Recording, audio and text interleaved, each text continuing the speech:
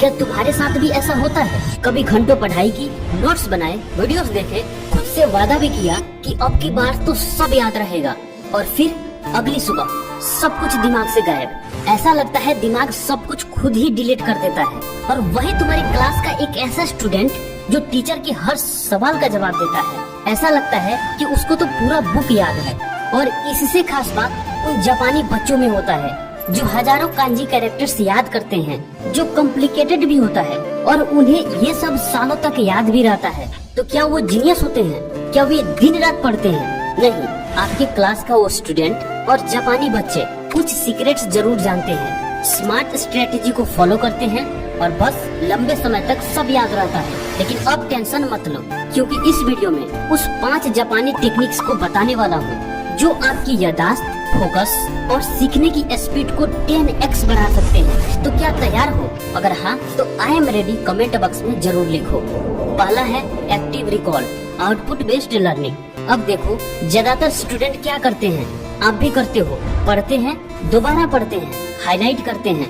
ये सब क्या है? इनपुट्स हैं और इसी को याद रखना मान लेते हैं।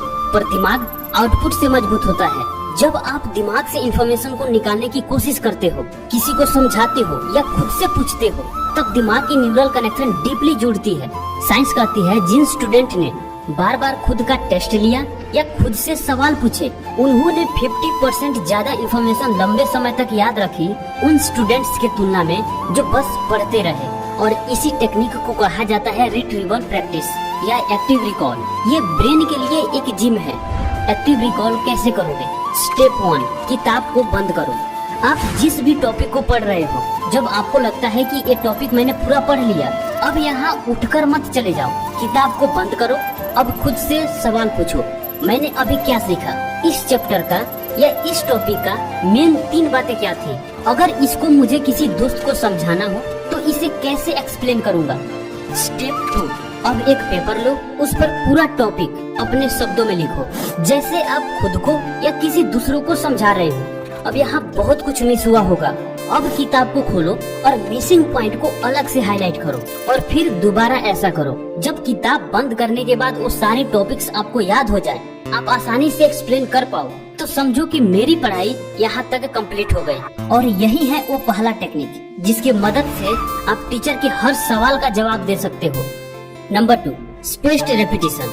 इमेजिन करो आपने एक पौधा लगाया और लगाते वक्त उसमें एक बार पानी दे दिया। अब सब कुछ उस पौधे के भरोसे छोड़ दिया। अब वो पौधा क्या पेड़ बन जाएगा? नहीं, बिल्कुल नहीं, वो सूख जाएगा, क्योंकि उसे कुछ अंतराल पर लगातार पानी चाहिए, यानी उसे देखभाल करना पड़ेगा। ऐसा ही आपका याददाश्त है। आप जनरली करते क्या हो? कोई चैप्टर या कोई टॉपिक पढ़ा, ठीक है, कुछ चीजें आपने हाईलाइट भी किया और कॉपी में नोट भी कर लिया, और फिर आप नेक्स्ट टॉपिक, नेक्स्ट चैप्टर पर मूव कर गए, और ऐसा आप लगातार करते जाते हो। अब जो पीछे आपने पढ़ा उसे आप कब रिवाइव करते हो? जब उसका कोई टेस्ट होता है या जब एग्जाम नजदीक होता है।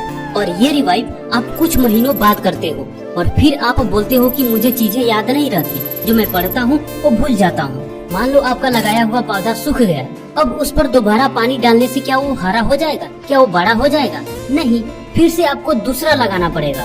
वैसा ही जब आप कुछ पढ़ते हो और जब महीनों बाद आप उसे रिवाइव करने की कोशिश करते हो तो नहीं होता, क्योंकि आप सब कुछ भूल गए रहते हो और फिर जीरो से स्टार्ट करना पड़ता है। और ये बात मैक्सिमम स्टूडेंट जानते ही नहीं, और इसको बोलते हैं फॉरगेटिंग कर्व। जब आप कुछ पढ़ते हो पहली बार और आप किताब बंद कर देते हो या कोई एक्टिविटी में लग जाते हो या नेक्स्ट टॉपिक पर मूव कर जाते हो, पढ़ने के 20 मिनट बाद उसमें से 40% भूल जाते हो, 1 घंटे बाद 55% भूल जाते हो, और 1 दिन बाद 70% भूल जाते हो, 1 सप्ताह बाद 80% भूल जाते हो। जब 1 सप्ताह बाद 80% भूल जाते हो तो क्या वो 2 महीने 3 महीने बाद याद रहेगी? बिल्कुल नहीं। और इसी वजह से आप लगातार पढ़ते हो और लगातार भूलते रहते हो। लेकिन आज के बाद आपका भूलना स्टॉप। तो अभी चैनल को सब्सक्राइब करो और बेल आइकन दबा दो, ताकि नेक्स्ट वीडियो फिर आपको मिल जाए। आज के बाद आप अलग तरीके से पढ़ाई करोगे। कमेंट बॉक्स में यस लिखो। आज के बाद स्पेस्ड रेपिटेशन को फॉलो करोगे। इस चार्ट को ध्यान से देखो। आज कोई नया टॉपिक पढ़ा, उसी दिन 20 से 30 मिनट बाद उसे जल्दी से रिव्यू कर लो। 1 दिन बाद एक्टिव रिव्यू करो। खुद से पूछो, मैंने कल क्या सीखा? क्या वो याद है? 3 दिन बाद थोड़ा डीपली रिव्यू करो। 7 दिन बाद खुद का टेस्ट ले लो या किसी को पढ़ा दो। 14 दिन बाद बहुत सारी चीजें तुम्हें याद हो गई रहेगी, कुछ मिस कर रहे होगे, उसे फिर से दोहरा लो। और 30 दिन बाद एक लास्ट रिव्यू कर लो। अब एग्जाम टाइम तक वो चीजें तुम भूलोगे नहीं, लगभग 70 से 80% तक याद रहेगी। सिर्फ आपको थोड़ा बहुत रिवाइव करना पड़ेगा और फिर आप पढ़े हुए टॉपिक को एग्जाम में भी लिखोगे और हमेशा याद भी रहेगा।